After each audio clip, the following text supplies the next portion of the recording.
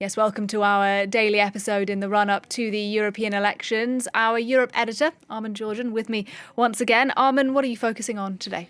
Hi, Nadia. Well, the question I'm asking today is, could this election lead to a grand alliance between the right and the far right? That's certainly the hope of Viktor Orban, the Hungarian Prime Minister. In an interview with the French magazine Le Point, Orban says the future of national sovereignty in Europe depends on whether Marine Le Pen in France and Giorgia Meloni in Italy can work together. So he's talking there about a rapprochement possibly between Le Pen's Identity and Democracy group and Meloni's ECR group, or European Conservatives and Reformists. But that's actually not the only scenario, because Meloni is also being courted by the centre-right. The European People's Party is keeping its door open to Meloni, provided that its own red lines are respected. Here's the EPP's chief in the European Parliament, Manfred Weber, talking to me about this.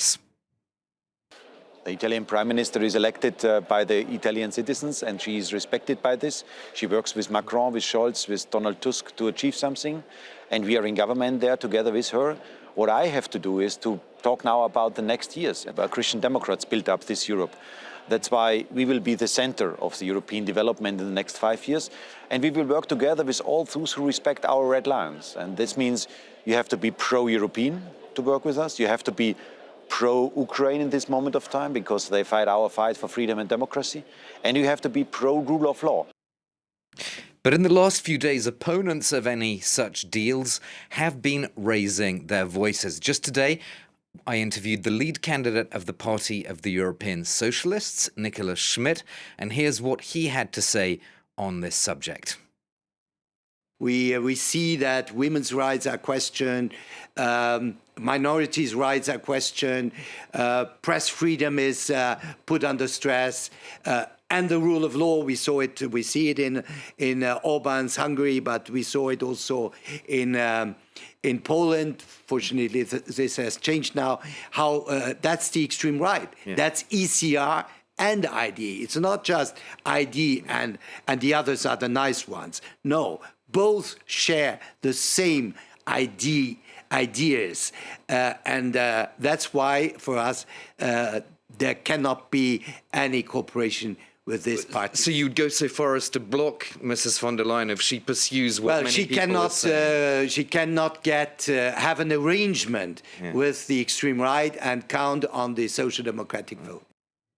So I think that last point he made there is key, idea that Ursula von der Leyen, the lead candidate for the European People's Party, she will not be able to count on the support of Nicolas Schmit and the Socialists after June the 9th if she tries to forge ahead with this tie-up with the far right. And I imagine, Armin, we can find more details of your interviews with those figures on our website, is that right, or in your next Europe show? Absolutely, on Talking Europe on France 24. Wonderful. Now, next, this is a cliche, but that young people here in Europe are not particularly interested in European politics and voting in these elections. But as our reporters have been finding out, actually, that cliche doesn't always match the reality. Check it out. Despite regular criticism for their lack of electoral enthusiasm, more young voters are embracing their civic duty. During the 2019 European elections, turnout among 18 to 25-year-olds was up by 14 percentage points. Voter participation for young people remains between 32 and 37% in France. That's lower than the turnout for the age group in other EU countries, such as Denmark, Germany, and Belgium, where between 60 and 90% of young people cast their vote. In a sign of changing times, several European countries such as Germany, Belgium, Malta and Austria have lowered the voting age to 16 and Greece to 17 years of age. Climate change and the economy are their main concerns, but young people remain poorly represented in the European Parliament. The average age of MEPs is 49.5, that is lower than the 53 years average previously, but only 6 MEPs are aged under 30. The youngest Danish MEP, Kira Marie Peter Hansen, was elected at the age of 21. To encourage young people to vote, Brussels has seized the initiative.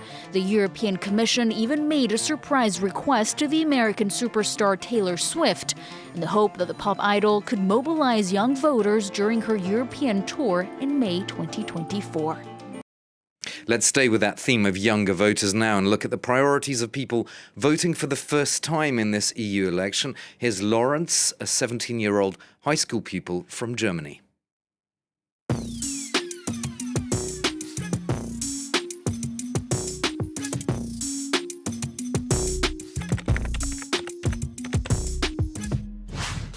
Ja, genau, das ist das erste Mal und ich freue mich sehr darauf.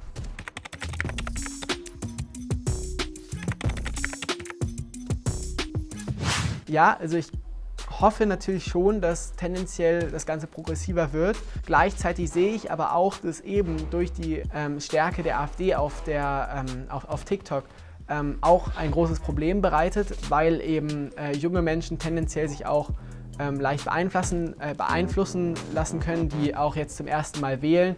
Genau, ich glaube, da muss man aufpassen, aber insgesamt glaube ich, ist es was sehr, sehr Positives, dass Menschen ab 16 in Deutschland wählen dürfen. Ich erwarte sehr, sehr viel von Europa. Ich glaube leider, dass davon sich nicht so viel umsetzen kann. Vor allem in Bezug auf Klimaschutzmaßnahmen erhoffe ich mir deutlich mehr, weil das einfach zu wenig ist, immer noch. Aber auch auf eine menschenfreundlichere Migrationspolitik.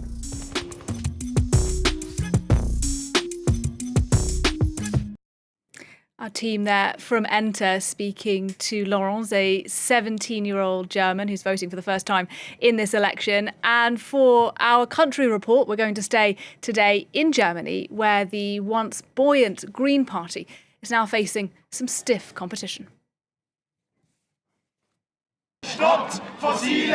They've been sticking themselves to the tarmac for months to alert people to the climate emergency. But in the absence of results, they've taken the next step. A new German movement, Last Generation, is standing in the European elections. Without disruption, we can't draw attention to the climate issue. And for us, it has become essential to disrupt Parliament too. They bring in their wake voters disillusioned with current politics, like Kathleen and her daughter. They feel that immigration and the war in Ukraine have pushed the climate crisis off the agenda. What I like is that you feel they take the subject seriously and see it as a matter of survival. That's how I see it too. All the parties that should be defending this cause have let us down. It's hard to decide who to vote for.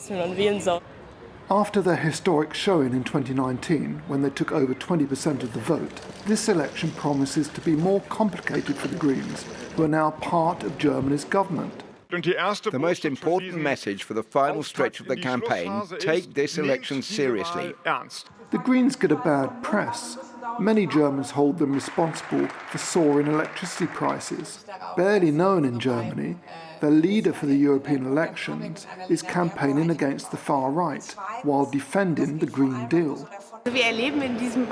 Since the start of the campaign, the attacks on the Green Deal have multiplied. Voters who really want to push the Green Deal forward and develop a European climate policy must vote for us. In this country, which is due to elect 96 MEPs, the environment remains a major issue. But green policies are challenged by an array of parties, from the climate sceptic far right to conservatives and liberals that are questioning the end of the internal combustion engine. There are also newer and dynamic movements competing for green-minded voters, like the pan-European Volt Party. Who here knows Volt's program? The party, which is represented across the continent, has held a seat in the European Parliament since 2019. In Berlin, their candidate is holding a series of open days. Their aim, to win 5 seats and become an alternative to the Greens. A worldwide fund for nature study has shown that Volt supported 100% of all climate votes in Parliament, against only 90% for the Green Party. And voters are starting to realize this. Opinion polls currently show the Greens will win around 15% of the vote. And that report from our team in Germany wraps up Europe Votes today. Armin Georgian, thanks very much indeed.